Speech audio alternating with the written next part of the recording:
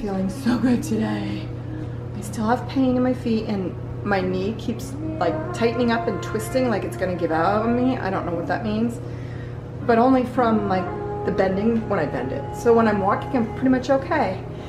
But it's so nice to have a day where I feel like myself again and cooking. This is just some ground beef that I'm cooking that's been in my fridge for like a week because I haven't wanted to make it. And then in the oven I have banana bread. Another item that I've had that I took this out like weeks ago and I was gonna make it and I never did. But I don't know whether it's the medicine that's working because the doctor put me on gabapentin, which was for the pain, I think, which is fine and good. And then they also gave me like 50,000 units of vitamin D. And they did that because I was very deficient. So just another reason that I need to move to Florida. At least 6 months out of the year anyway. But so I started that. You take one pill once a week for 4 weeks. Then I'll go back to the doctor and then he'll give me 4 more weeks after that, I think, depending on how I'm feeling. Again, I'm still not 100% and I haven't been back to work yet, but we'll see what happens because at this point I can work. I know I can work, but I don't know if I'm going to pay the price after and not be able to walk. So we'll have to see what happens. I'm just glad to be up and functioning and back to, you know, somewhat of myself, you know.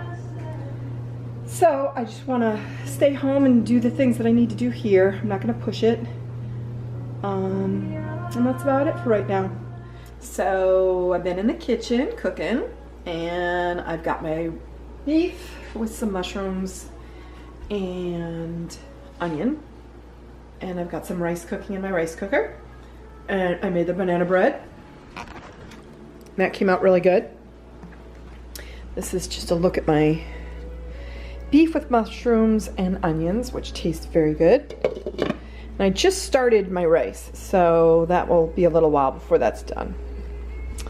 But anyway, so I'm gonna go work on some of my attic mess. For those of you who are following, we took most of our attic and put it into our dining room. So we had a big project. So we're just trying to downsize and get rid of things that we don't need anymore from when the kids were little. And, you know, just get things decluttered. Is that the word? So that's what I'm probably gonna go do now. All right, let's see how they did. I haven't been up here. Ooh, already, oh, okay. Wow, nice job. Beautiful. Me likey. All right, so now I think what my project is going to be is to go through most of this. A lot of it is I'm going to give away because I don't use some of it anyway. A lot of this stuff, like I said, I'm going to give away, get rid of. And then, you know, from when the kids were little, we have things from like Christopher when he was a baby, Tyler, Mason. That's all their kid stuff. Do you guys keep kid stuff? I mean, I thought that's what people did. They just kept all their kids' drawings and projects and stuff like that. But it's actually not so cold up here, so I don't know, I might come up and just do a few things. What do you think? Should I? I think I shall. Alright, so while it feels really good to clean out a lot of this stuff, it's also very hard when you come up in your attic and you have so many things from your past. Of course, for me, this is where I keep all my son's stuff. Christopher, for those that don't know, my son Christopher, who was my oldest, died when he was 2.5. So, the trick is to make sure none of the kids get rid of anything that's sentimental to me, because there's so many things up here that are sentimental. And I know I won't take the time to stop and look and read things because that will make me go So, kind of just dancing around the hole. Okay, just don't look and it won't bother me. But as you can see,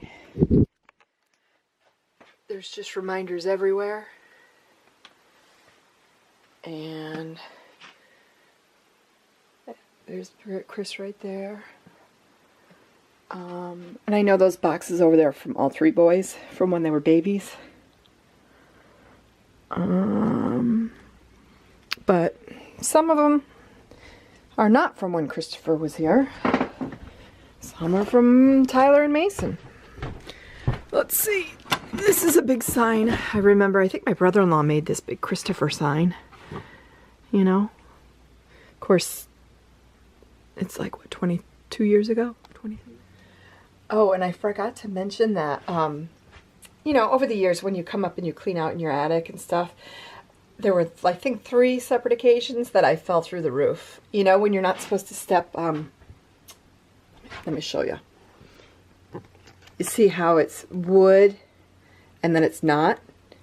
Now, if you tell me not to put my foot there, that's where my foot's going to go. And years ago, we didn't have this much plywood around here. That's why we have so much of it now. But there were 3 different occasions that I did it. Once in the bedroom. Once I fell through to our bedroom. And then I think once or twice I fell through to the boys' bedroom. Alexa, volume up. Oh, you're still on. Anyway, so this is my rice. Let's see how it's coming out. It looks delish. If you don't have a rice cooker, I suggest you get one. It makes such good rice. Look at that. Yummy. Perfect. Perfect. Alright, so this is the way the rice looks with the ground beef, onions, and mushrooms. I actually added 1 can of cream of mushroom soup to that one. This is what it looked like before I added the cream of mushroom soup. So this is without the mushroom soup. It's with. It's kind of like a stroganoff, I guess. This girl is amazing. I'm learning so much from her. This is my first live, I don't know, I guess seeing a live thing? I don't even know what it is. But she's full of knowledge. And she's so down to earth. Love it.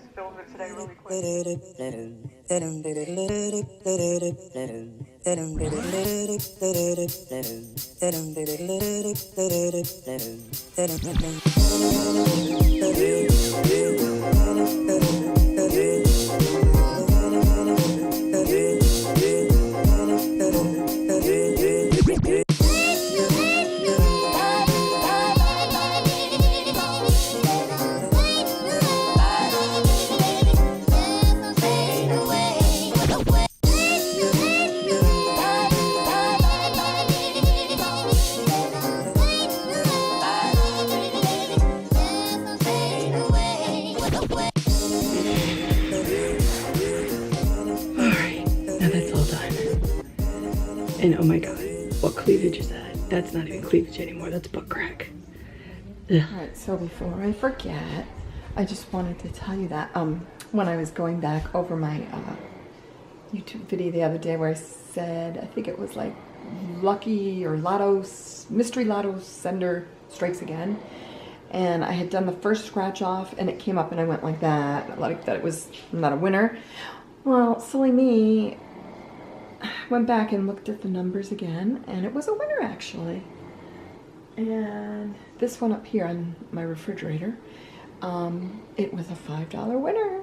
So I just want to add that because if whoever is sending them to me happens to be following me on YouTube, that's great. Just to let you know that I did win 5. And that happened once before when I posted the video of it that I scratched off. And then I actually took the card and I held it up. And I didn't know it, but somebody else, I think it was my sister, noticed that it was a winning ticket.